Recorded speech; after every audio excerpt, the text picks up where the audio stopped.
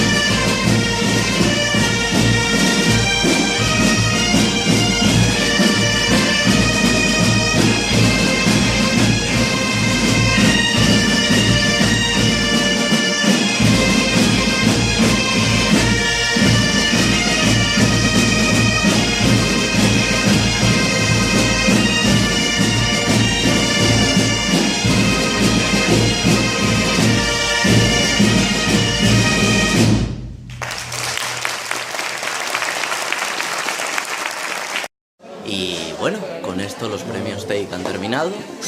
Y ahora toca lo mejor, ahora toca el pinchoteo y reunirnos con la gente. A ver si podemos hacer alguna entrevista, alguna charla o algo. Espero que os guste. Así que nos vemos. Bienvenidos a mi canal, canal de Ji-chan, y aquí tenemos a nuestro presidente. Pues eso, bienvenidos al canal Ji-chan, bienvenidos a esta nuestra comunidad.